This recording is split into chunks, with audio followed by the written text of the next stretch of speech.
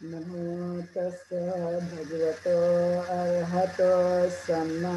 सम्बुद्धस्स। नमो तस्य भगवतो अरहतो सम्मा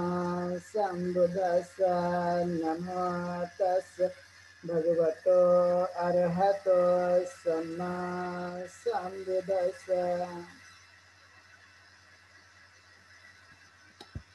बुद्ध जयंती के अवसर पर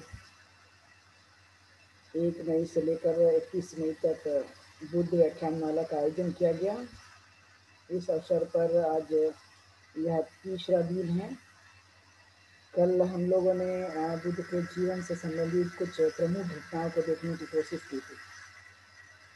आज हम लोग उनके जीवन से संबंधित, चूँकि हम जानते हैं कि उनका जीवन धीरे धीरे किस तरह से वो आगे बढ़ रहा था, और जब उन्होंने अपने संघ की सदस्यता स्वीकार की, उसके बाद से हम लोग देखते हैं कि उनका जो जीवन है वो किस तरह से एक संघ के संघर्ष के कारण जो है वो आगे बढ़ते रहा। तो हम जानते हैं कि जब सिद्धार्थ गौतम को 8 साल पूरे हो गए थे संघ में जीवन जीते हुए, तो वह एक ऐसा समय आता है जब उन्होंने कोली और शाक्यों के बीच का जो एक संघर्ष जो है वो सामने आया, और सामने आने की वजह से ये हम लोग देखते हैं कि उन्होंने जो अपने जीवन काल में संघ की सदस्य लेने के बाद में जो पालन किया, जो उन्होंने अनुसरण किया था, एक अनुशासन का पालन किया था, वैसा आदर्श कोई भी किसी के अंदर में देखा नहीं गया। लेकिन यह एक ऐसे व्यक्ति है जिन्होंने अपने जीवन काल में उन सभी नियमों का पालन करने की पूरी भरपूर कोशिश की, और 8 साल तक उन्होंने इस शाक्य संघ का उन्होंने जीवन को जीने की कोशिश की। लेकिन एक ऐसा समय भी आता है जब वो उन बातों को विरोध करने की कोशिश करते हैं, क्योंकि वो इतने वफादार थे जितने उन संघ का नियम का पालन करने की कोशिश करते थे। लेकिन यह भी बात देखने के लिए मिलती है कि जब कोई बात जो उनके मन को नहीं भाती तो उसका वो विरोध और उसको नहीं मानते हैं, ऐसा भी एक बात देखने के लिए मिलती है। तो इन सभी प्रसंगों के माध्यम से एक बात सामने आती कि सिद्धार्थ गौतम जो हैं वो बहुत ही वफादार के साथ, बहुत ही ईमानदारी के साथ, और किसी भी चीज़ों को अपने जीवन काल में वह यदि गलत है तो गलत कहने की हिम्मत रखने की कोशिश करने का काम भी सिद्धार्थ गौतम करने की कोशिश करा करते थे, और यही उनके लिए एक बड़ी महत्वपूर्ण एक चुनौती थी। और यह एक उनके लिए जो बात उनके जीवन से हमें प्रमाणित रूप से देखने के लिए मिलती है, वह सिद्धार्थ गौतम के लिए एक बड़ी अपने जीवन को आगे बढ़ाने में सुविधाजनक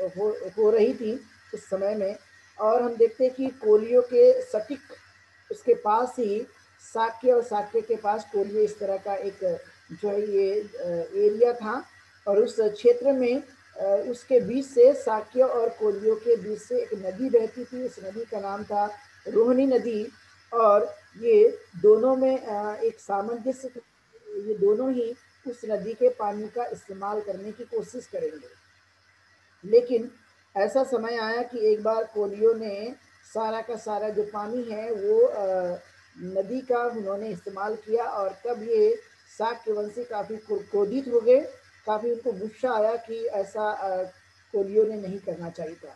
और ये बात ये संघ में आई, और संघ ने ये निर्णय लिया कि अभी कोलियों के खिलाफ में अब संघर्ष करना चाहिए, कोलियों के खिलाफ में हमने युद्ध करना चाहिए। ये भावना उनके मन में आई, शाक्यवंशियों के मन में। और तब इस समय में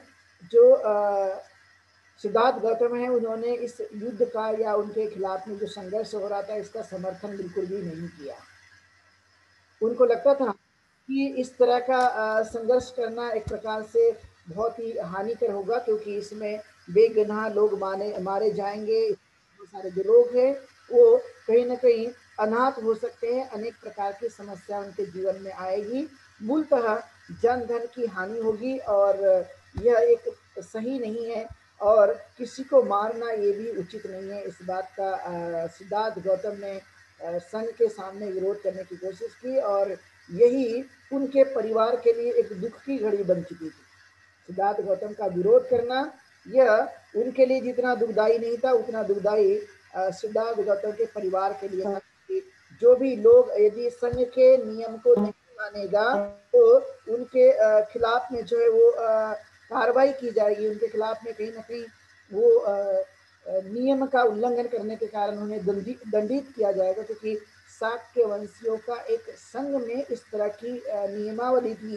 कि उन नियमावली का उनको पालन करना अनिवार्य हुआ करता था। और जो इन नियमावली को नहीं मानेगा, उनके विरोध जाएगा, उन्हें दंडित करने का अधिकार भी संघ के लिए था। और इस तरह से ये चीज को देखने के लिए मिलती है। और जिस समय ये रोहिणी नदी के पानी को लेकर संघर्ष छिड़ा, उस समय सिद्धार्थ गौतम की आयु 28 वर्ष की थी। और जब 20 वर्ष में उन्होंने सदस्यता ग्रहण की और 28 साल जब हो गए थे तो 8 साल उन्होंने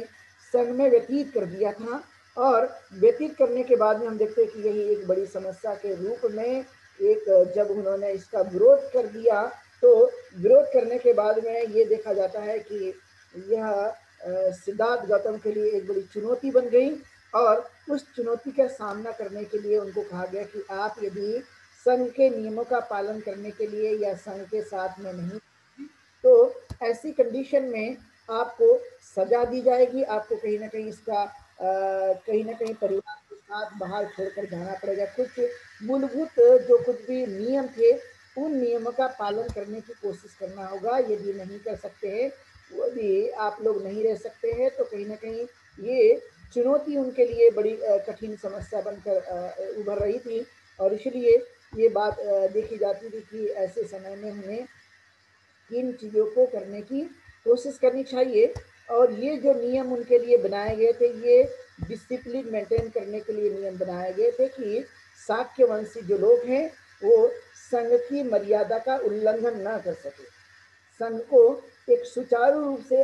एक सूत्र में बांधने के लिए, एक रूपता हमेशा बरकरार रखने के लिए ये काम करने की कोशिश की गई। और इसलिए फिर इन चीज़ों को जब नहीं माना गया, शाक्य संघ के द्वारा इन नियमों का उल्लंघन किया गया ऐसा माना गया, और इसलिए सिद्धार्थ गौतम को देश निकाला के रूप में एक सजा सुनाई गई। और प्रस्ताव उनके सामने रखा गया था कि आप इनमें से कौन से नियम का जो है वो पालन करेंगे। यदि इन नियमों से आपको यदि जो भी सहमति है वो आप संघ को बताइए, और संघ जो है उस पर आप लोगों के लिए निर्णय प्रस्तुत करेगा। और इसलिए कुछ महत्वपूर्ण बात थी कि यदि इस नियम का उल्लंघन करते हैं तो आपको पूरे परिवार के साथ में एक स्थान से दूसरे स्थान पे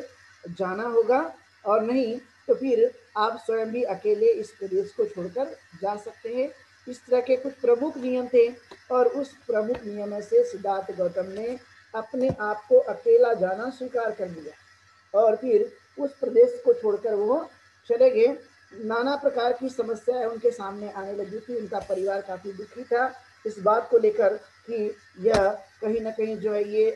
छोड़कर जाएगा तो ये किस तरह के हालात बनेंगे। ये सब बातों का वर्णन जो है उस काल में देखने के लिए मिल रहा था। लेकिन आपने एक बात अधिकतर देखी होगी स्कूल और कॉलेजेस में पढ़ते हुए,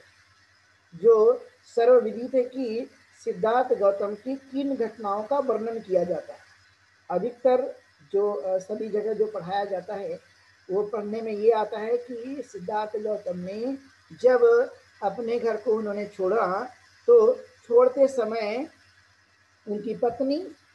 यशोधरा, उनका बेटा राहुल और उनके घर के सभी लोग जो है वो सो रहे थे। और ऐसे सोते हुए सिद्धार्थ गौतम ने अपने घर को गृह त्याग किया, घर को छोड़ दिया था। और दूसरा एक प्रश्न आप लोगों को देखने के लिए मिलता होगा कि सिद्धार्थ गौतम ने 4 दृश्य देखे और उस 4 दृश्य को देखने के बाद में उनके मन में वैराग्य निर्माण हुआ, और वैराग्य निर्माण होने के कारण जो है उन्होंने अपने गृह का त्याग किया। लेकिन ये बाबा साहब अम्बेडकर बुद्धा इन धम्मा में लिखने की कोशिश करते हैं कि जब उन्होंने अपने गृह का त्याग किया ऐसे समय में उन्होंने अपने घर के लोगों को बताया, उनकी सहमति से उन्होंने गृह त्याग करने की इच्छा जताई। और जिस समय उन्होंने गृह त्याग किया उस समय वो न कि सो रहे थे अपितु वे प्रवज्जा के समय भी उपस्थित थे। इस तरह का प्रसंग बाबा साहब अम्बेडकर लिखते हैं। और दूसरा महत्वपूर्ण कारण कि रोहिणी नदी को लेकर जो शाक्य और कोलियों में जो संघर्ष छिड़ा था, वो शाक्य और कोलियों के संघर्ष की वजह से ही ये सिद्धार्थ गौतम को युद्ध का समर्थन न करना, ये उनके एरिया को छोड़कर या उन्हें एक प्रदेश को छोड़कर दूसरे प्रदेश में जाना या प्रवज्ञा ग्रहण करना, इस तरह की भावना उनके निर्माण होती है। उन्होंने यदि युद्ध का समर्थन किया होता तो उन्हें एक प्रदेश या अपने घर को छोड़कर जाना नहीं होता। ये रोहिणी नदी के पानी को लेकर जो प्रसंग बाबा साहब अम्बेडकर बताने की कोशिश करते हैं, और बुद्ध चरित्र में जो वर्णन आया है, उस वर्णन को बाबा साहब अम्बेडकर का समर्थन नहीं होता। जो बुद्ध चरित्र में वर्णन किया है कि उन्होंने एक तो बीमार आदमी को देखा, एक तो बूढ़ा आदमी को देखा, एक मृत्यु हुआ व्यक्ति को देखा, सन्यासी को देखा, और ये चारों को देखकर उनके मन में वैराग्य निर्माण हुआ, तब जाकर उन्होंने गृह त्याग किया। लेकिन जब गृह त्याग किया था तब उनके पति पत्नी जो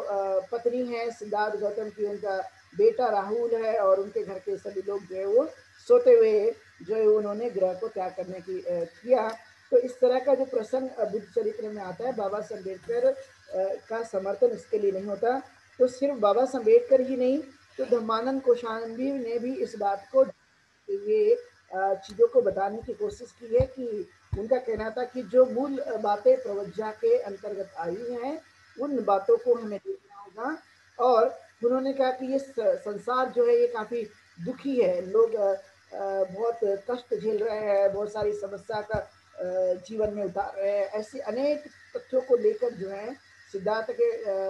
मन में जो है वो भय निर्माण हुआ, और भय निर्माण होने की वजह से उन्होंने अपने गृह त्याग को या प्रवज्ञा का जीवन को जीना ही स्वीकार किया।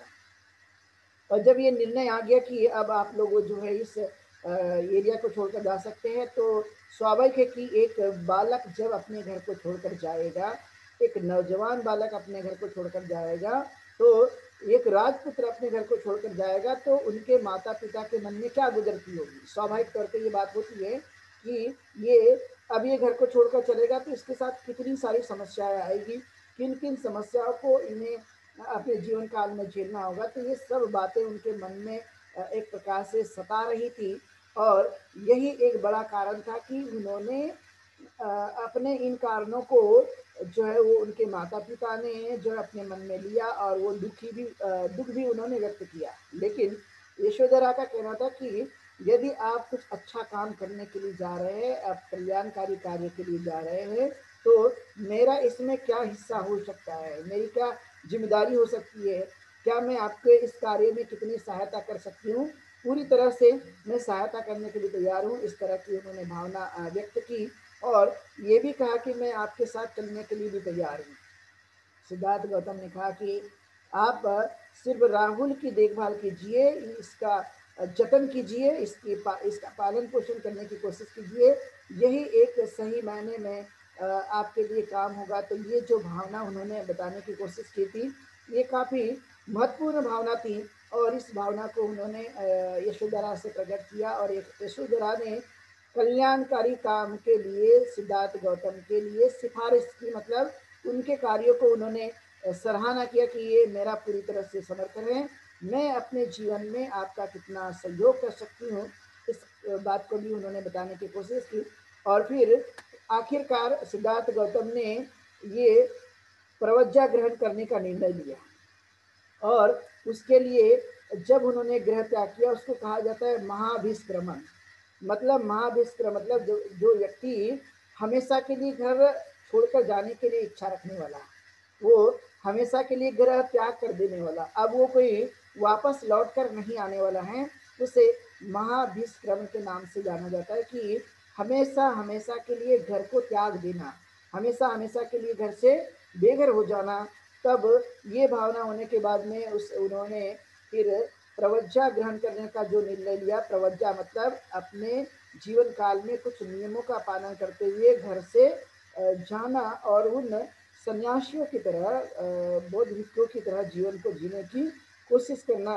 ये उनके मन में जो बात आई थी, फिर उन्होंने इसका जो प्रयोजन है, क्योंकि जब आप प्रवज्ञा ग्रहण करेंगे तो आपको कोई न कोई कहीं न कहीं दीक्षा लेना होगा। कहीं न कहीं आपको गुरु के पास जाकर जो है वो दीक्षा लेनी होगी। तो इस तरह की जब भावना आई तो उनको लगता था कि कपिलवस्तु में ही भारद्वाज का आश्रम है। और भारद्वाज के आश्रम में जाकर उन्होंने ये प्रवज्ञा ग्रहण करना शुरू किया। तो सबसे पहले तो उन्होंने अपने बाल का मुंडन किया, उनके लिए उनका भाई ने ये वस्त्र खरीद के लाए, कांस्य वस्त्र। और बिना बताए ही सुद्धोधन और महाप्रजापति गौतमी भी वहाँ पर उपस्थित हुए। उनको लगता था कि इस प्रोग्राम में जो है वो हमने भी शामिल होना चाहिए प्रवज्ञा के समय में। और इसलिए प्रवज्ञा ग्रहण करने से पहले सिद्धार्थ गौतम ने अपने माता पिता का उन्होंने आशीर्वाद ग्रहण किया, उनकी उनके तरफ से ब्लेसिंग स्वीकार की। और तब जाकर उन्होंने अपनी प्रवज्ञा ग्रहण की, मुंडन किया गया, उनके उनको कांस्य वस्त्र धारण कराया गया। और इस तरह से उन्होंने सबके सामने जो है वो विदाई की गई। लेकिन जब वो विदा हो रहे थे कपिलवस्तु से, तो काफ़ी जनमानस में एक दुख का वातावरण फैला था, क्योंकि ये एक ऐसा नौजवान जो राजपुत्र है और वो अपने घर को छोड़कर जा रहा है। और उनको लगता था कि सिर्फ एक बड़ी समस्या युद्ध की वजह से ही ये घर को छोड़कर जाना जा रहे हैं। तो ऐसे कंडीशन में ये लोगों के लिए एक दुख का कारण बना हुआ था और काफ़ी लोग दुखी थे। लेकिन ससम्मान जो है उन्होंने अपने घर को त्याग किया और लोगों ने उनकी विदाई की। उन्होंने प्रवज्ञा ग्रहण की और प्रवज्ञा ग्रहण करके इस तरह से वो वहाँ से निकल जाते हैं। तो देखने के लिए मिलता है कि उनके मन में भाव आता है कि मैंने सत्य का खोज करना चाहिए और सत्य की खोज करके मैंने इन कार्यों को कितना मैं अच्छा कर सकता हूँ मानव कल्याण के लिए, उनकी सुख के लिए, उनके शांति के लिए मैं किन किन चीज़ों का खोज कर सकता हूँ, इस पर उन्होंने विस्तृत जो है वो जोर देते हुए करने की कोशिश की। और यही उनके जीवन काल का एक बड़ा जो परिवर्तन है वो हमें देखने के लिए मिलता है। ऐसा महादुष्क्रमण जो कि पहली बार किसी राजपुत्र के द्वारा इस तरह का प्रयोजन करके वो करने की कोशिश की गई। और बहुत बार ये कहा जाता था कि ये सिद्धार्थ गौतम ने अपने घर को अपनी जिम्मेदारी से मुखर करके ये काम करने की कोशिश की है, लेकिन सिद्धार्थ गौतम ने सहसम्मति से अपने ग्रह को त्याग करते हुए प्रवज्ञा ग्रहण कर किया। ये उनके जीवन का एक अनोखा परिवर्तन था, उनके जीवन की एक बड़ी महत्वपूर्ण घटना थी जिसके कारण उन्होंने ये करना जाना। लेकिन हम देख सकते हैं कि माता पिता हमेशा जो है वो अपने बच्चों को इस तरह से देखते हुए वह दुखी होते हैं। लेकिन दूसरी तरफ एक बड़ा काम भी हमें करते हुए देखने के लिए मिलता है कि सिद्धार्थ गौतम ने जिस कदम को रखा था, जिस निर्णय को उन्होंने लिया था, वो काफ़ी क्रांतिकारी जो है उनका निर्णय था। कोई साधारण कार्य नहीं था, क्योंकि उन्होंने संसार के उस दृश्य को देखने की कोशिश की जहाँ पर दुख ही दुख हमेशा दिखाई देता है और व्यक्ति उससे उभर नहीं पाता। तो ये सब बातों को देखते हुए उनको लगता था कि ये बहुत एक बड़ी समस्या है और इस समस्या को मैं कैसे दूर कर सकता हूँ। और इस बातों को उन्होंने करने की कोशिश की और उन्होंने कहा कि यही एक बड़ा जीवन है जिसको हम अपने जीवन काल में उतारने की कोशिश कर सकते हैं। तो जिस समय प्रवज्ञा ग्रहण की उस समय की आयु सिद्धार्थ गौतम की 29 वर्ष की थी।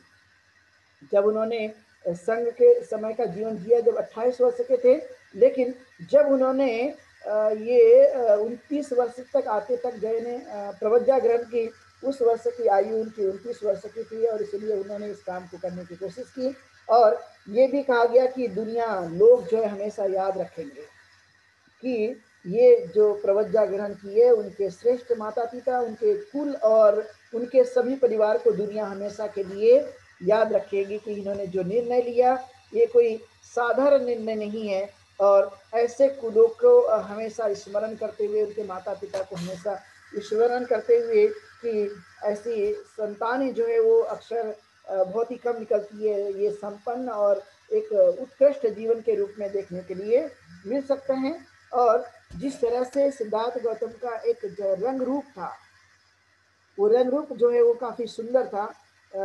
आकर्षित करने वाला था और लोगों में एक प्रभाव डालने वाला था। इस तरह का एक आभा मंडल वाला व्यक्ति जो है वो एक तरुण उम्र में अपने घर को त्याग करके इस तरह से जाते हैं। तो स्वाभाविक तौर पे आकर्षित करने वाला था और इसलिए कहा गया कि ये उत्पन्न जो हुआ था इस समय इस तरह का प्रसंग तो ये कुल में, जिस कुल में पैदा हुआ उस कुल का नाम कोई साधारण कुल नहीं होगा, और ये ध्यान में रखने की हमें कोशिश करनी चाहिए। आज के समय में अक्सर आपने देखा हो कि लोग जो है वो अपने बच्चों को इस तरह से बनाने में बड़ा संकोच करते हैं, या अपने बच्चों को प्रवज्जित करने के लिए बहुत डरते रहते हैं। उनको लगता है कि हमारी संतानें हमारे पास होनी चाहिए और वो हमारे पास रहकर ही जीवन यापन करनी चाहिए, और इसलिए वो काफ़ी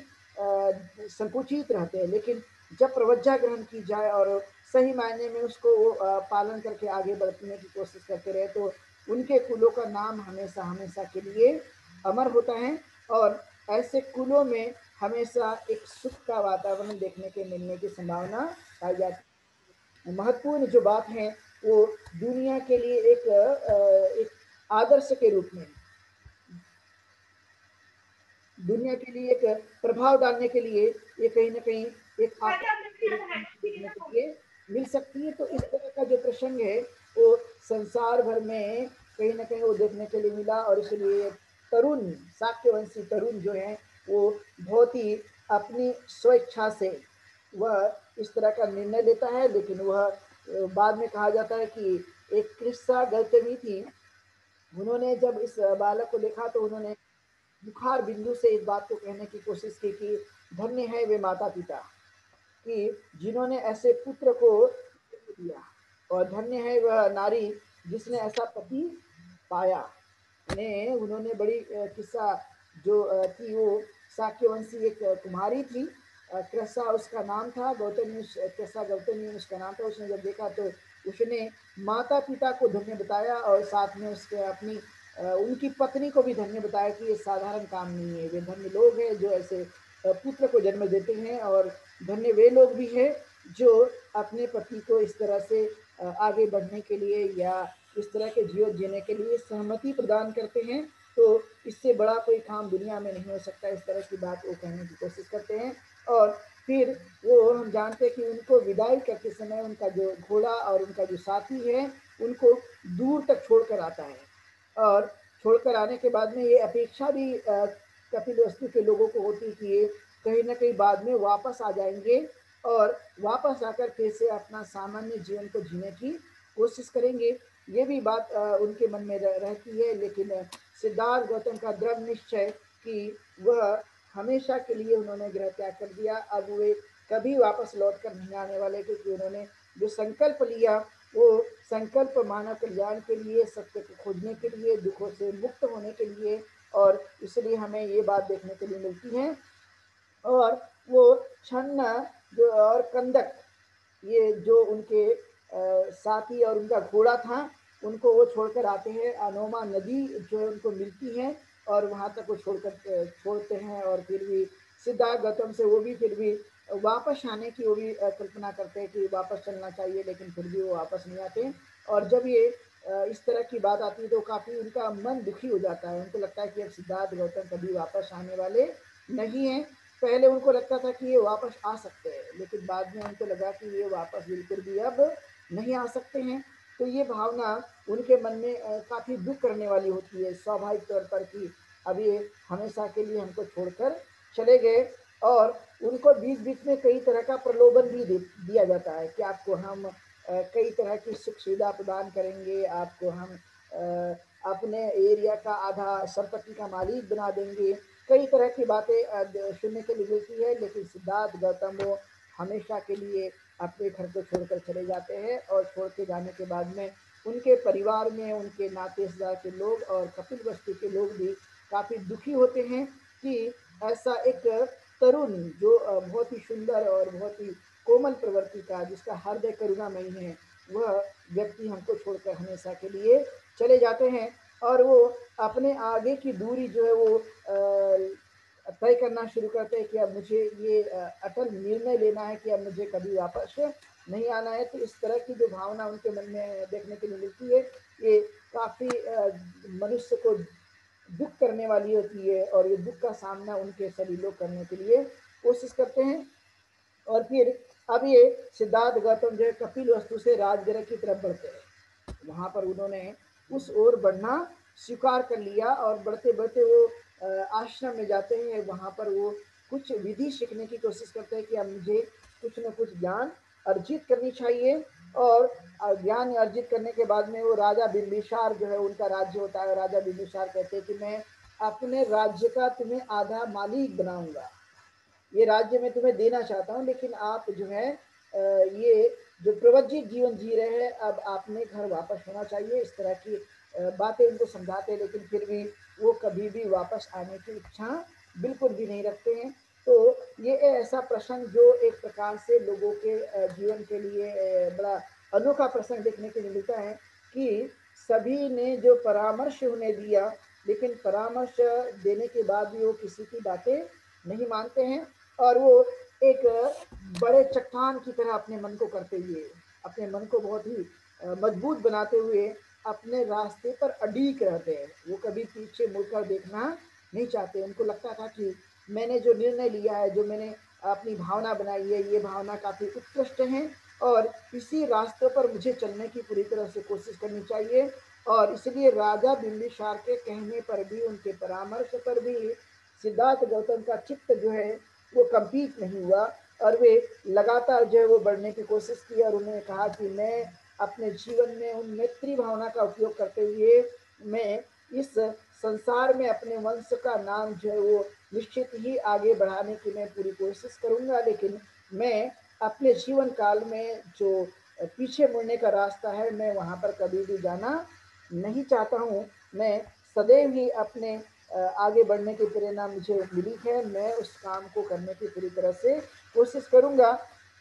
और फिर राजा बिंबिसार के साथ जो भी उनकी वार्तालाप होती है, उस वार्तालाप में कई तरह के वो अपने विचार प्रस्तुत करते हैं, लेकिन राजा बिंबिसार का जो भी परामर्श है, उनको किसी भी परामर्श से उनको कोई भी फर्क नहीं पड़ता। वो उनका जो सलाह है वो स्वीकार नहीं करते हैं, वो आगे बढ़ने की पूरी तरह से कोशिश करते हैं। और ऐसे ही वो आगे बढ़ते बढ़ते बढ़ते कई अपने जीवन को अपने रास्तों में आने वाले संकट को काटते जाते हैं। उनको लगता था कि कई तरह के भय, कई तरह की समस्याएं आपको देखने के लिए मिलेगी, क्योंकि आपने जिस तरह का रास्ता चुना हुआ है, ये कोई साधारण रास्ता नहीं है। क्योंकि जिस समय सिद्धार्थ गौतम ने ये निर्णय लिया था, उस समय उनके लिए कोई विहार बनाकर नहीं रखा गया था, उनके लिए कोई सुख सुविधाएं बना के नहीं रखी गई थी, उनके लिए कोई ऐसी बहुत सारी पहले से व्यवस्था करके नहीं रखी गई थी, क्योंकि वो खुद राजपुत्र का जीवन जी रहे थे। लेकिन जब वो घर से बेघर हुए, तो बेघर होते समय उनके मन में कि किन किन समस्याओं का सामना करना पड़ेगा, ये उनके मन में नहीं, बल्कि उनके मन में एक ही बात उत्पन्न होती रहती कि मैं अपने निश्चय में, अपने दृढ़ निश्चय में मैं आगे बढ़ते रहूंगा, और मैं इन सभी अनुभवों को करते हुए मैं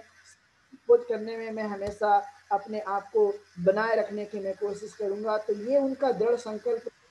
वो उनको आगे बढ़ाने में कहीं ना कहीं भूमिका रखता है, उनको आगे बढ़ाने में कहीं ना कहीं उनकी सहायता करता है। क्योंकि ऐसा कहा जाता है कि दुनिया में जो भी व्यक्ति दृढ़ संकल्प के आधार पर चलते हैं,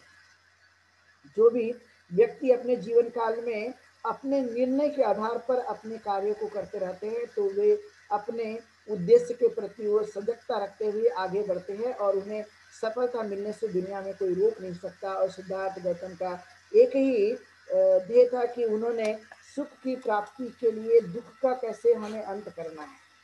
दुख को हमें कैसे मिटाने की कोशिश करनी है, और सत्य को कैसे प्राप्त करना है। ये जो प्रवज्ञा का उनका मूल कारण देखने के लिए मिलता है कि ये संसार में भय है, संसार में बहुत दुख है, संसार में अनेक प्रकार की कठिनाइयां हैं, संसार में भय है, और लोग जो है इस तरह के दुखी जीवन जीते हैं, आपस में वेर करते हैं, आपस में लड़ते हैं, आपस में झगड़ते हैं। लेकिन इसका मूल कारण क्या है? क्योंकि आखिरकार तो ये सब लड़कर, झगड़कर, वेर रखकर, और लोग आपस में कहीं ना कहीं गलत धारणाएं रखकर, फिर भी आखिरकार एक दिन जो है मनुष्य की मृत्यु हो जाती है, और फिर वो उसका जीवन नहीं रहता। तो ऐसी कंडीशन में जीवित रहते समय इन चीज़ों को क्यों करना चाहिए,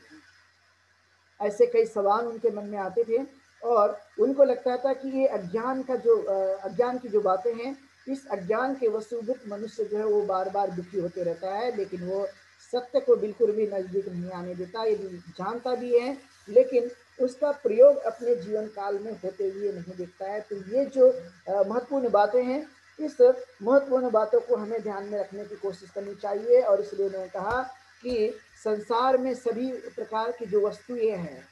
सभी प्रकार का जो जीवन है, उसमें अवश्य ही 8 बातें देखने के लिए मिलती है। कोई भी इंसान हो इस संसार का, इन 8 बातों से कभी बच नहीं सकता, 8 बातों से कभी वह दूर नहीं हो सकता है। और इसलिए व्यक्ति को दुखी नहीं, बल्कि इस सच्चाई को स्वीकार करने पर हमें जोर देना चाहिए। और इसलिए बुद्ध ने सिद्धार्थ गौतम ने इन बातों को बताने की कोशिश की और बताते हुआ कहा कि मनुष्य के जीवन में दुख है तो दुख के साथ सुख भी है,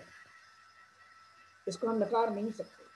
और यदि ये निंदा है तो साथ में प्रशंसा भी है, यदि यश है तो अपयश है, लाभ है तो हानि है। इस प्रक्रिया से कोई भी इस भूभाग में जन्मा हुआ आदमी कभी वह बच नहीं सकेगा, वह कभी इन चीज़ों से कभी छूट नहीं सकेगा। कभी न कभी उन लोगों को इस तरह की जो बातें हैं उनके मन में कहीं ना कहीं प्रकट होगी, कभी ना कभी आएगी, और स्वाभाविक तौर पर इन चीज़ों का उसे सामना करने की कोशिश करना पड़ेगा। और इसलिए उन्होंने इसका साक्षात दर्शन किया, साक्षात उन्होंने अनुभव करके देखा। लेकिन वे कहते कि संसार में बहुत सारे जो लोग हैं वो इन चीज़ों को नहीं मानते। यानी लोग मानते कि हर चीज़ दुनिया की नित्य है, और नित्य है इसलिए दुख होता है। जब हम चीज़ों को अनित्य समझने लगेंगे तो तब दुख होने की संभावना नहीं पाई जाएगी। लेकिन अधिकतर लोग जो है वो चीज़ों को नित्य मानते हैं, और नित्य मानते हैं इसलिए दुख होने की पूरी पूरी संभावना है। लेकिन संसार की कोई भी वस्तु ये नित्य नहीं है। संसार की हर वस्तु वह परिवर्तनशील है और वो बदलने वाली है, वो कहीं ना कहीं यह उसका स्वरूप चेंज होने वाला है। वो जैसा का वैसा स्वरूप बनकर रहने की कोई संभावना नहीं होती है। और इसलिए इस नित्यता के सिद्धांत को हमें जानते हुए हमें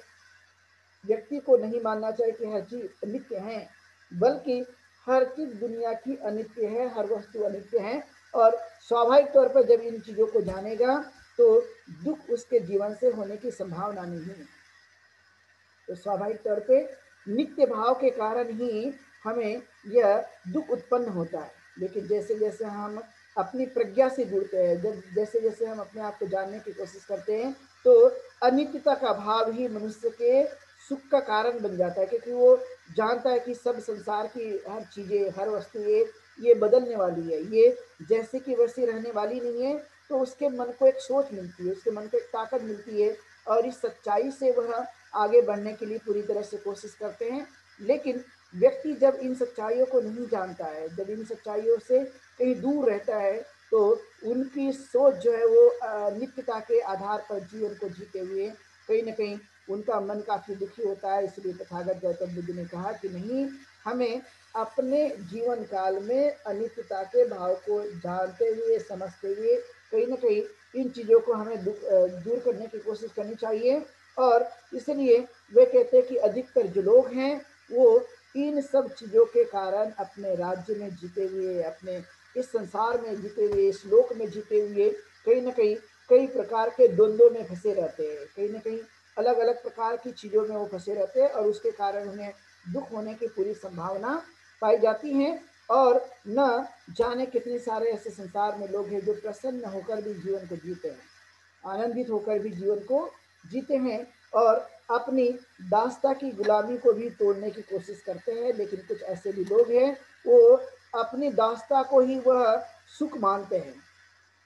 अपनी गुलामी को ही सुख मानते हैं, अपने अज्ञान को ही वो सुख मानते हैं। लेकिन वो सच्चाई नहीं है, वो कहीं ना कहीं मन का भ्रम है। और इसलिए कहते हैं कि मन के भ्रम को हमें तोड़ने की कोशिश करनी चाहिए। यदि मन के भ्रम को हमने तोड़ने की कोशिश की तो इसका जो प्रभाव है, इसका जो लाभ है, वो हमारे जीवन काल में होने की संभावना पाई जाती है। इसलिए आपने देखा हो कि जो राजा होते हैं वो राजा के सिर पर एक बड़ी जिम्मेदारी होती है, और वो जिम्मेदारी का उसे पूरी तरह से वहन करना होता है, और इसलिए उसकी चिंताएं भी अधिक होती है। उसको लगता है कि मेरी प्रजा, मेरा ये सारा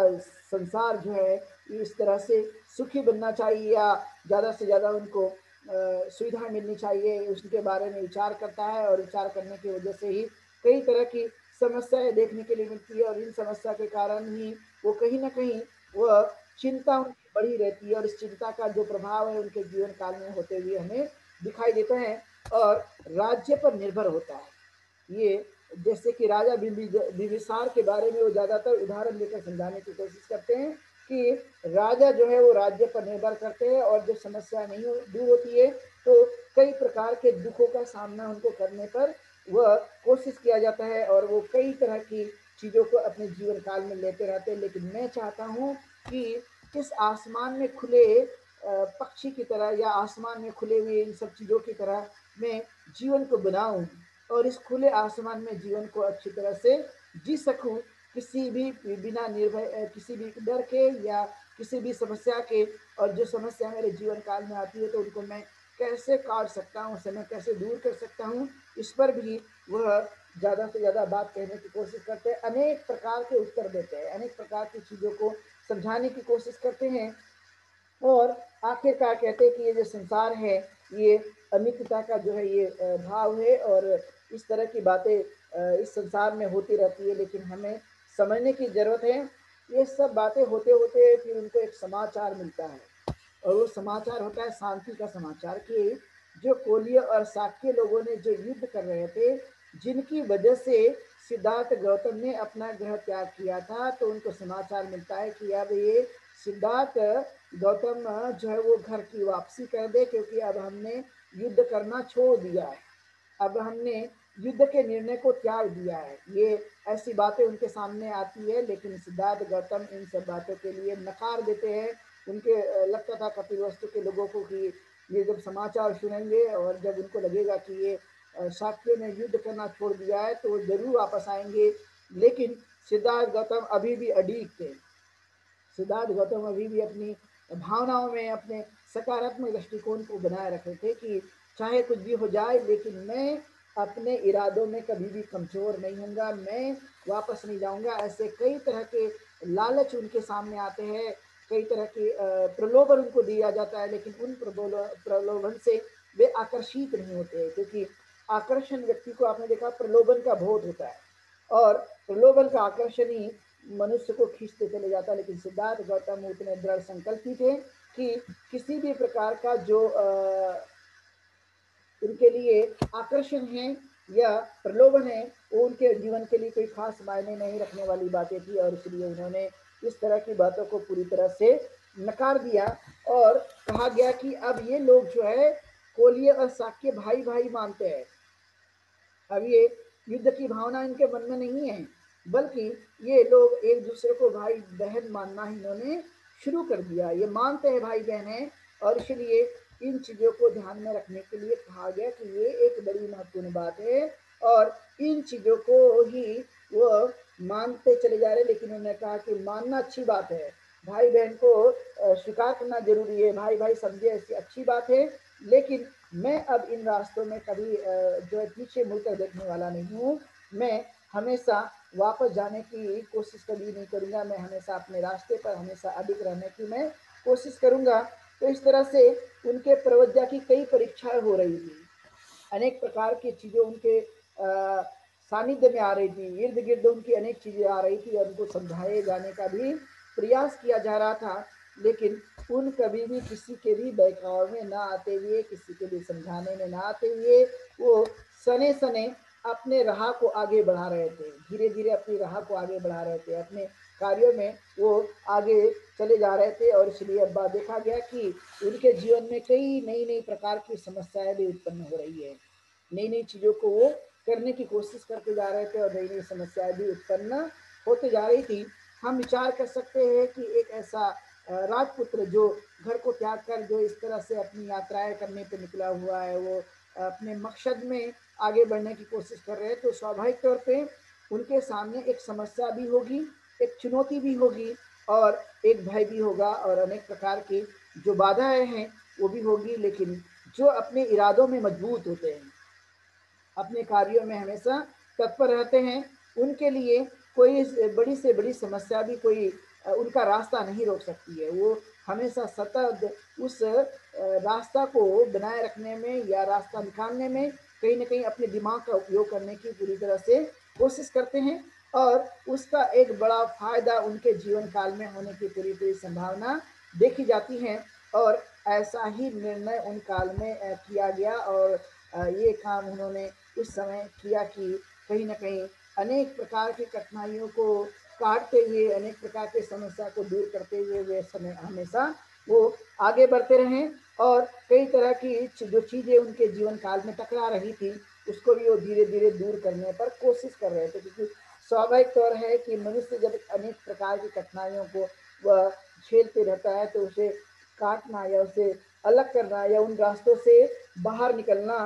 जो कठिनाई का रास्ता है, तो वो भी एक मनुष्य के जीवन के लिए एक चुनौती होती है और कई तरह की समस्याएँ भी उनके इर्द-गिर्द आती है। सामाजिक समस्याएँ हो, जातिगत समस्याएँ हो या व्यावहारिक समस्याएँ हों, कई तरह की समस्याएँ व्यक्ति को घेरते रहती है। वो अपने लपेटे में लपेटने की कोशिश करती है, लेकिन जो बुद्धिमान व्यक्ति होते हैं, उन बुद्धिमान व्यक्ति से यही खासकर उनकी धारणा होती है कि उन सभी कठिनाइयों को वो उससे निकाल कर फेंक दे, वह उससे बाहर निकल सके, क्योंकि उनका ये ही जीवन जो है उनके जीवन काल में खासकर ये प्रगति के मार्ग के लिए सहायक बन जाते हैं और वो अपनी सभी बाधाओं को दूर करने की कोशिश करते हैं। इसलिए कहा जाता है कि इच्छा शक्ति मनुष्य के जीवन के लिए एक बड़ी बात मानी जाती है। विदाउट विल जो हमारी इच्छा शक्ति है, ये इच्छा शक्ति काफ़ी मनुष्य के जीवन में प्रभावकारी होती है और इन चीज़ों को हमेशा ध्यान में रखने के लिए हमें कोशिश करना चाहिए, क्योंकि ये जो क्रांति है, ये जो कुछ खास बातें हैं, ये व्यक्ति के जीवन में एक असरकारक होती है और इसलिए कभी भी व्यक्ति ने हिम्मत नहीं हारना चाहिए। अक्सर ये होता है कि व्यक्ति जो है वो हिम्मत हार देता है। जब एक व्यक्ति हिम्मत हारता है, तो उसका जो आगे का रास्ता है वो जाना या उस पर चलना मुश्किल हो जाता है। इसलिए व्यक्ति को अपनी हिम्मत बना के रखने की कोशिश करनी चाहिए। आपने देखा होगा कि दीपक जो होता है, दीपक के अंदर में आपने देखा हो कि लौ होती है और उसके अंदर में पदार्थ होता है, जो भी तरल पदार्थ होता है उसके माध्यम से वो दीपक जलता है, तो एकाएक से हवा भी उसको बुझा नहीं सकती है। आपने ये महसूस किया होगा, प्रयोग करके भी आप देख सकते हैं कि जब विभिन्न बड़ी तेज से तेज हवा भी एक दीपक की लौ को नहीं बुझा सकती है, क्योंकि उसके अंदर में वो ताकत हो जाती है, वो क्षमता हो जाती है और वो दीपक एकाएक से बुझता नहीं है। जब दीपक की लौ शक्तिशाली हो, तो हवा भी उसको नहीं बुझा सकती है। उसी तरह से मनुष्य के जीवन में यदि इरादे बड़े मजबूत हो, यदि उसकी सोच सकारात्मक है, उसके भाव सकारात्मक है, उसकी इच्छा शक्ति प्रभावशाली है या आगे को कुछ करने की तमन्ना रखती है, तो ऐसे कंडीशन में काफ़ी मुश्किल काम है कि वो उनके रास्ते में कहीं बाधा उत्पन्न हो सकती है। तो इन तमाम जो महत्वपूर्ण बातें हैं, इसको ध्यान में रखा गया और फिर कहा गया कि उनके जीवन में एक नए प्रकाश का उदय हुआ। ये सब करते करते करते करते अब समय आ रहा था कि वो अपने एक एक बातों को दूर करते जा रहे थे और कुछ कुछ नई नई बातों को अपने नज़दीक करते जा रहे थे। एक ऐसी बातें जो उनके जीवन को बदल सकती है, उनके जीवन में कहीं ना कहीं प्रकाश ला सकती है, लेकिन वो बातें जो उनके जीवन में कहीं ना कहीं पीछे ले जा सकती है या उनके जीवन को कम्पीट कर सकती है या परास्त कर सकती है, ऐसी बातों को धीरे धीरे वो छोड़ते जा रहे थे और अच्छी बातों को अपने जीवन काल में वो उतारने की पूरी तरह कोशिश कर रहे थे। उसका एक फ़ायदा, एक उनके अंदर की एक ज्वाला, एक दीपक की लौ की तरह प्रकाश की तरह जो है वो अब धीरे-धीरे वह फैल रही थी और उसका व्यापकता उनके जीवन काल में आ रही थी और इसलिए उन्होंने जो भृगु आश्रम है, वहाँ पर उन्होंने रुकना जो है वो अच्छा समझा और वो उनके पास गए और उनको उनके बारे में उन्होंने जानने की कोशिश की कि आखिरकार ये यहाँ पर किस तरह की विद्याएँ हैं, किस तरह की चीज़ों को किया जाता है और इस पर उन्होंने विशेष तौर पर ध्यान देते हुए उन चीज़ों को करने के लिए उन्होंने कोशिश किया और अपनी उन चीज़ों को बढ़ाए रखने की कोशिश की, क्योंकि सिद्धार्थ गौतम एक जिज्ञासु व्यक्ति थे। वो बार-बार चीज़ों को जानने के लिए, बार-बार चीज़ों को समझने के लिए पूरी उत्साह के साथ में उन चीज़ों पर वो लगातार प्रयत्न करने की कोशिश कर रहे थे और इसी का उसका एक बड़ा फ़ायदा है कि वो अपने जीवन काल में उन तथ्यों को जानने के लिए, समझने के लिए लगातार प्रयत्न करना उनके जीवन में ज्ञान की प्राप्ति का एक रास्ता सुलभ बनते जा रहा था। क्योंकि उन्होंने कभी भी रास्ता जो है वो पीछे नहीं बना के रखा, इसलिए इनकी ये जो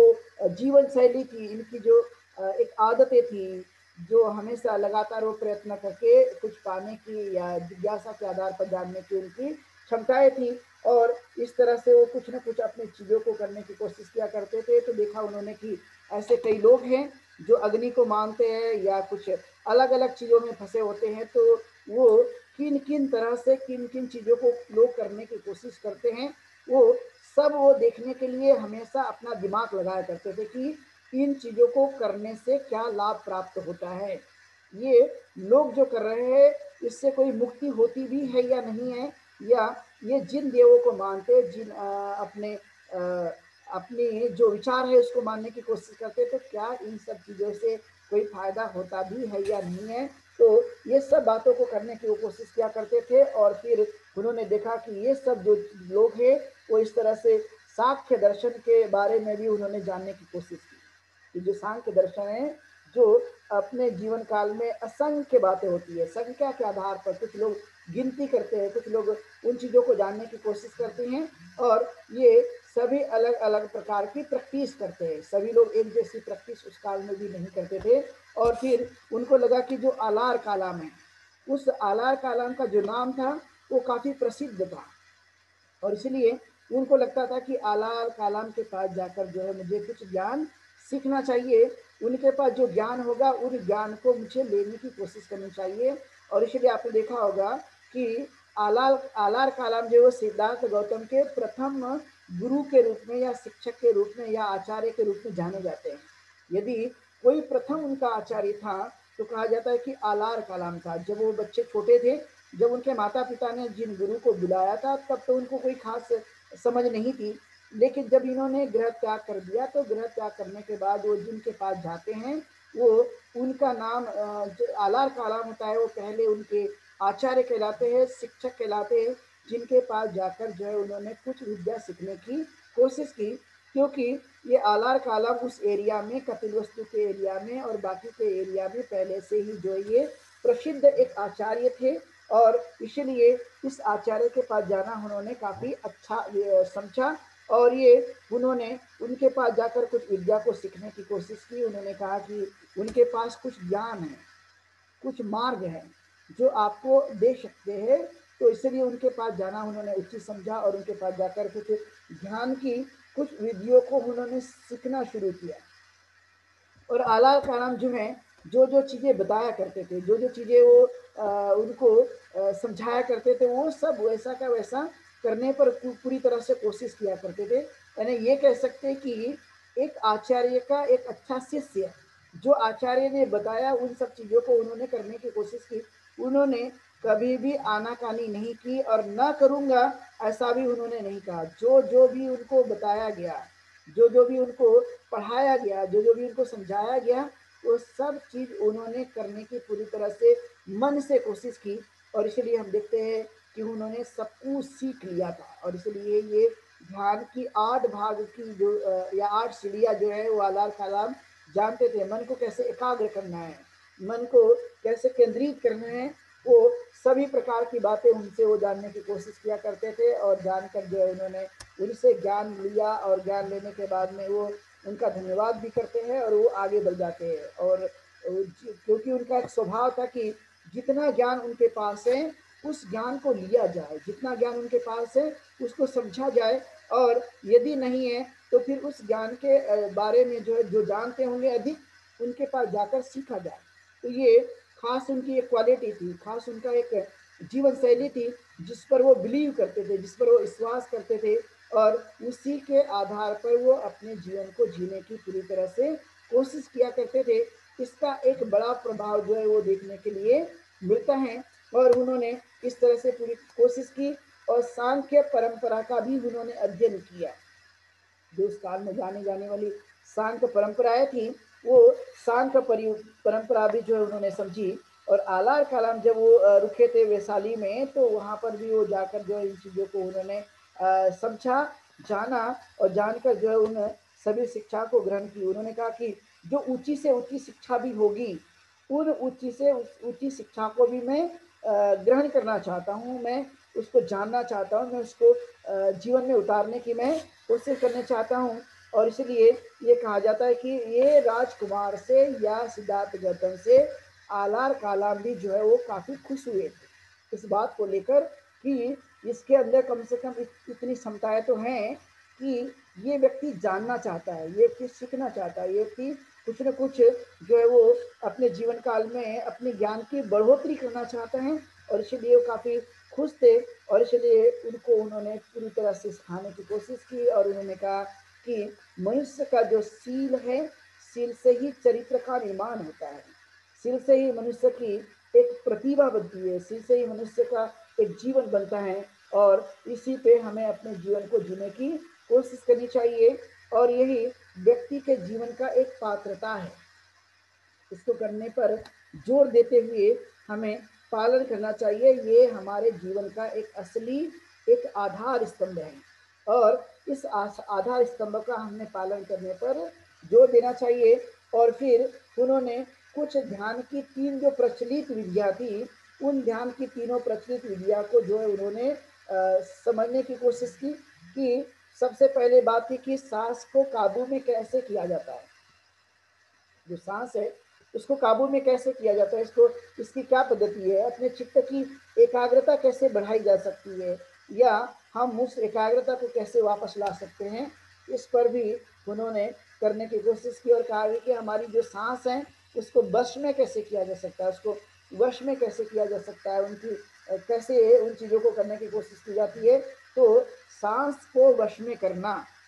अपनी एकाग्रता को बनाए रखना, जिसको हम आनापानसति के नाम से जानते हैं। तो सिद्धार्थ गौतम इस तरह की विधियों को सीखने के लिए पूरी तरह से कोशिश किया करते थे और कहा जाता है कि उसके अलावा भी कुछ कुछ विधियाँ उस काल में अस्तित्व में थी और वो कहते कि जैसे कि सांस को खींचना,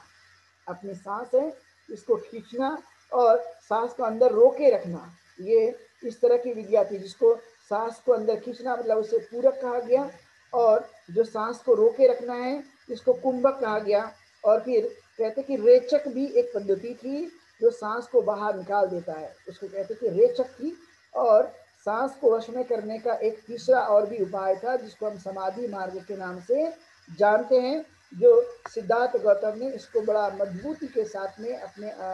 अध्ययन करते समय में जानने की पूरी तरह से कोशिश की थी और इसलिए इन चीज़ों को उन्होंने बड़ी अच्छी ढंग से सिद्धार्थ गौतम ने करने की कोशिश की। यानी जो भी उनके आचार्य बताया करते थे, जो भी उनके आचार्य उनको सिखाया करते थे, उनको पूरी तरह से ध्यान पूर्वक ग्रहण करके करने की कोशिश किया करते थे और उस पर उन्हें पूरा पूरा अभ्यास में वो पक्के बनते हुए नजर आते थे। इसलिए उनके आचार्य सिद्धार्थ गौतम से भी काफ़ी खुश थे। उनको लगता था कि ये जो उन्होंने किया है, ये ऐसा शिष्य जो है वो हमने बहुत ही कम देखे हैं,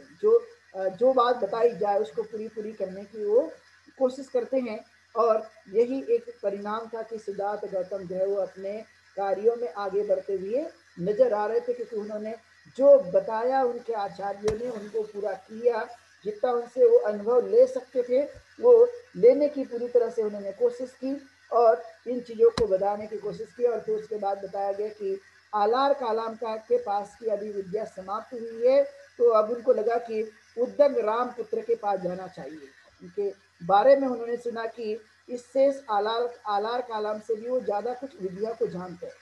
ज़्यादा विद्या जानते हैं। और तब सिद्धार्थ गौतम ने उद्दक राम पुत्र के पास जाना की इच्छा प्रकट की और इसलिए उनके दूसरे गुरु हुए आलार कालाम के बाद उद्दक राम पुत्र, पहले आलार कालाम और दूसरे उद्दक राम पुत्र। इस तरह से उनके पास जाकर भी उन्होंने कुछ विद्या सीखने की कोशिश की, क्योंकि वो जानना चाहते थे, समझना चाहते थे कि किस तरह से समाधि के मार्ग में पक्का बना जा सकता है, किस तरह से समाधि लगाई जा सकती है, किस तरह से आनापानसति की जा सकती है, किस तरह से अपने सांस को अपने वश में किया जा सकता है, किस तरह से अपने सभी प्रक्रिया पर नियंत्रण पाया जा सकता है। इस पर ज़्यादातर वो सोचते हुए विचार करते हुए उन चीज़ों को सीखने की पूरी तरह से कोशिश किया करते थे और वो लगातार उस काम में जो है वो लगे हुए थे, क्योंकि कहा जाता है कि जो व्यक्ति लगातार किसी काम को करते रहेगा तो स्वाभाविक तौर पर वो चीज़ों को सीख सकता है, जान सकता है और अपने आप की बढ़ोतरी कर सकता है, अपने आप की तरक्की कर सकता है।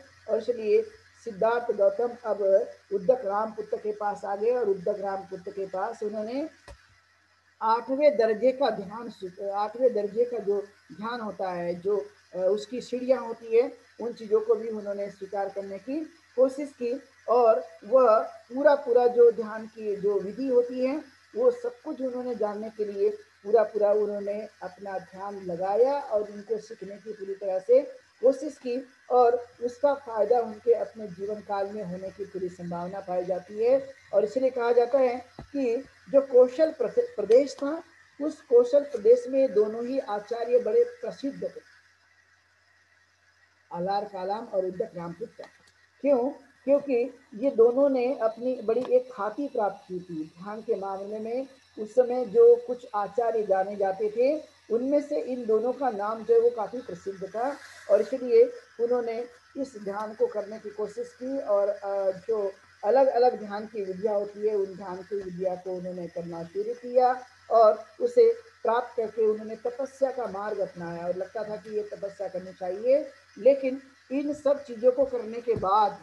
वो इस निष्कर्ष पे पहुंचे कि क्या इनमें कोई ज्ञान की प्राप्ति हो सकती भी है या नहीं है, या हमें क्या करना चाहिए। तो इस तरह का उन्होंने कई तरह के उपाय करके देखे, वो जगह जगह गए और उन्होंने उपाय करके देखने की कोशिश की और इसलिए इन्होंने ये अपने जीवन काल में इन चीज़ों को बढ़ाते रखते हुए उन्होंने अपने कार्यों को करने की कोशिश की। तो ये जो हमें फर्क देखने के लिए मिलता है कि ये सब कुछ कैसा किया जा सकता है और फिर इसलिए उन्होंने एक बड़ा दृढ़ निश्चय किया। इन सब बातों के बाद एक कठिन तपस्या का मार्ग जो है उन्होंने अपनाया और अपना करके एक जगह बैठकर उन्होंने ध्यान लगाना शुरू कर दिया।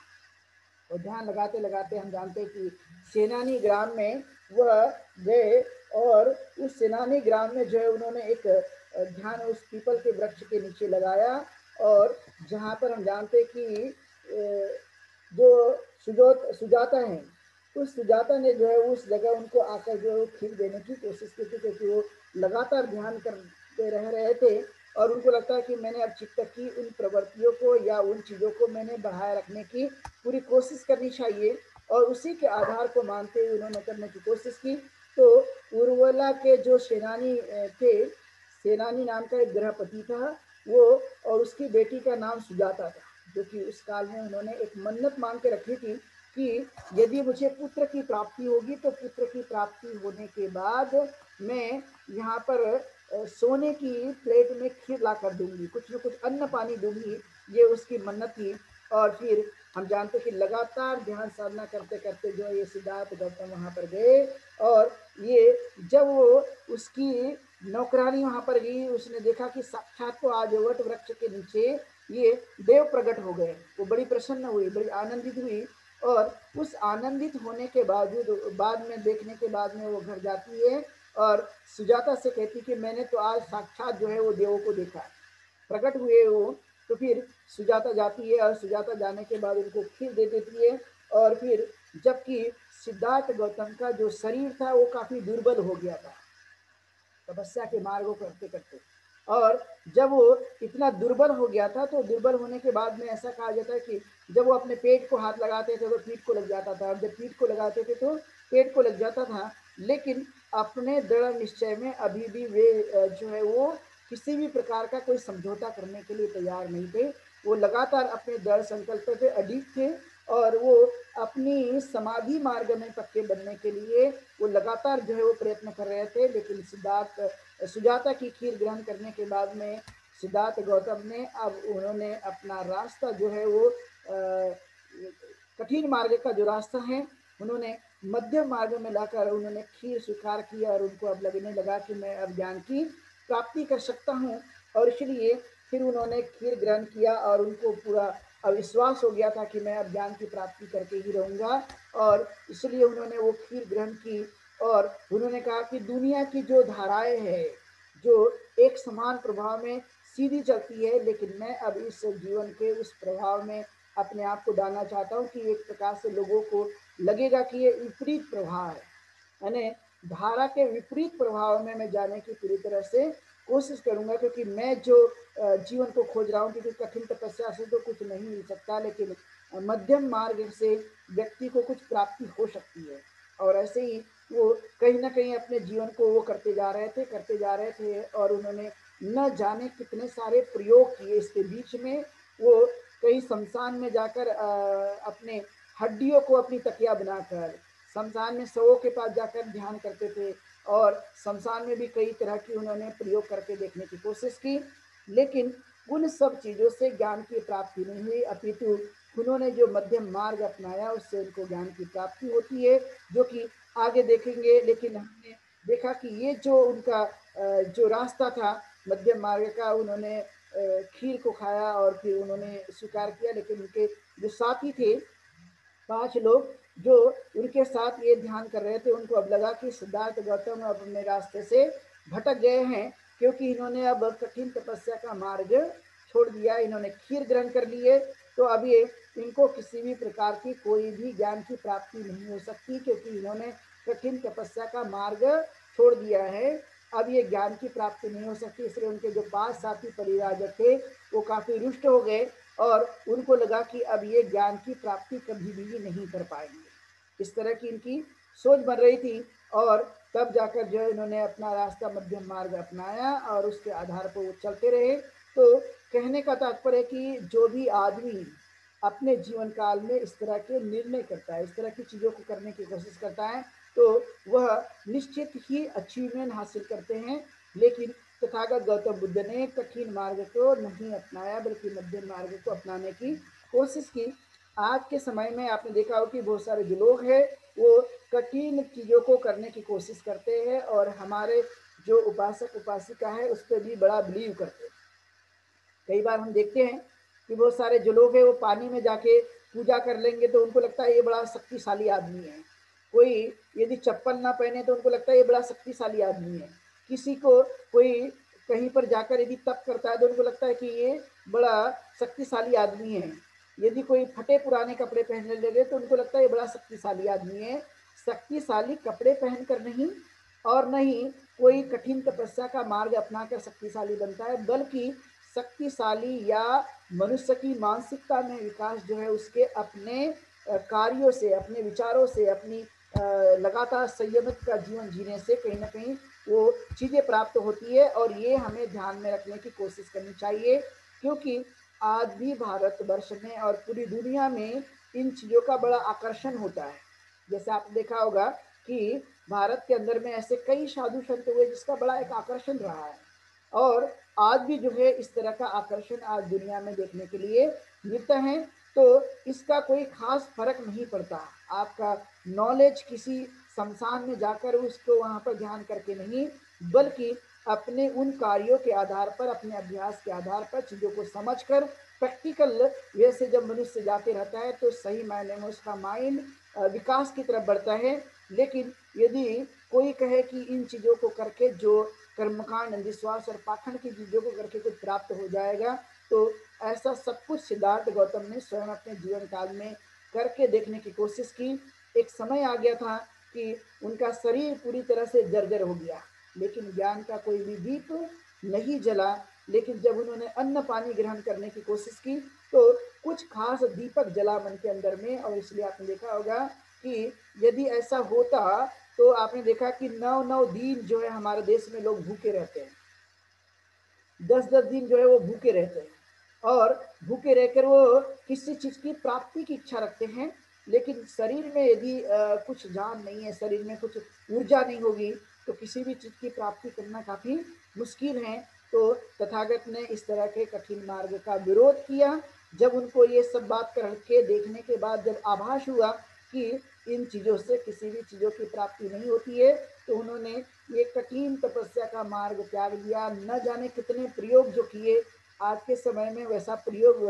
जो है वो करने की ज़रूरत नहीं है, क्योंकि सिद्धार्थ गौतम ने हमें वो बात बताई है। और इसलिए जो फाइनल उन्होंने निष्कर्ष निकाला,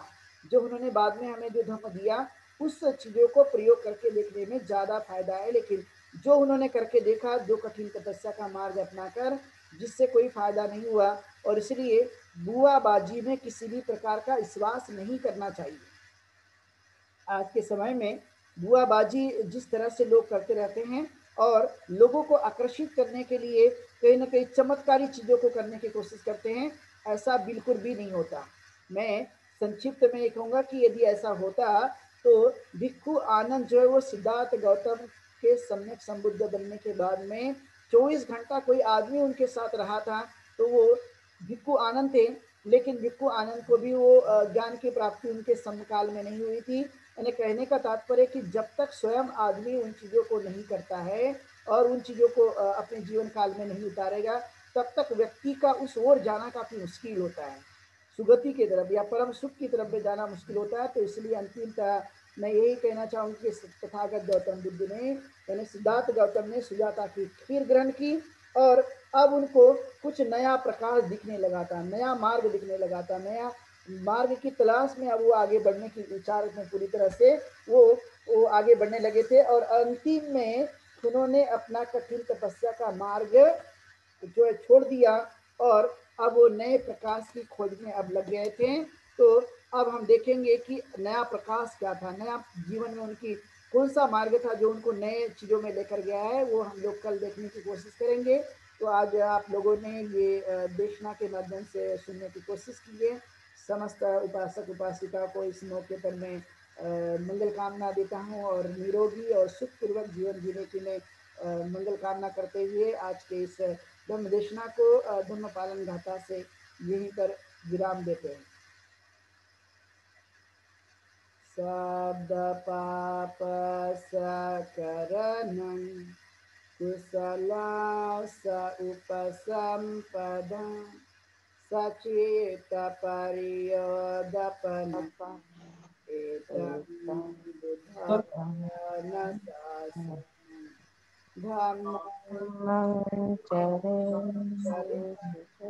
नतं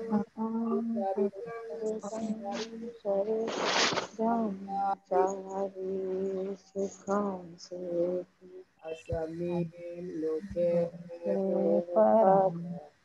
न तावता धर्मधरो बहुभाषति यो चान्यपन्ये विद्वान् धर्मं धम्मं कायेन पश्यति सर्वे धर्मधरो धर्मधरो यो धम्मानुपमते धर्मतिमे शरणं बुद्धो मे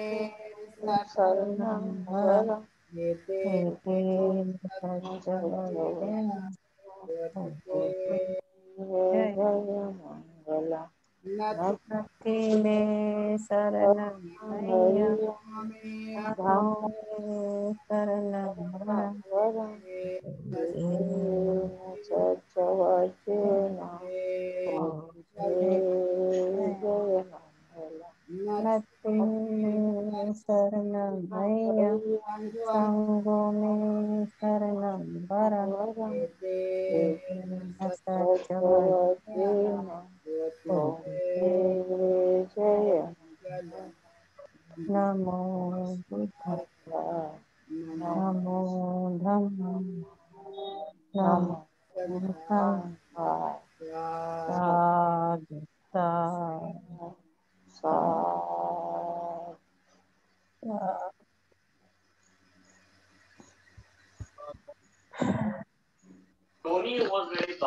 वंदा में बनते जी।